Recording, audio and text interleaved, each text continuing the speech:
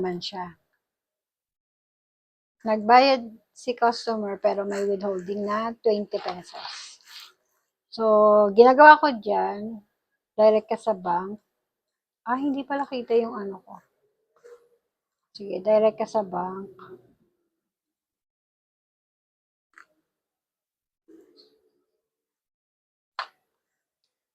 Ito. Yung invoice to. Ito na lang yung unpaid, ano.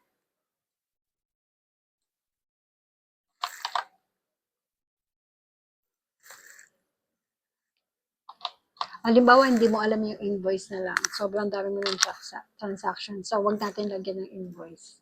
Pero, lagyan natin ng partner. So, ang pumasok lang sa bank mo ay 80 pesos. Ay, hindi pala pwede. Sige, lagyan na natin. Add enters.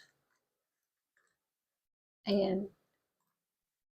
Pagdating dito sa invoice mo, naka-partial siya. Pero, bayad naman na talaga. Kasi nga, withholding yung 20. So, ang gagawin natin dyan sa bank, i-edit natin to. Edit mo siya. Ilalagay mo yung fully paid. Ayan, save. So, nagkaroon ngayon ng 20 pesos. Ang gagawin mo sa 20 pesos, magsiset ka ng account. Hanapin mo si withholding.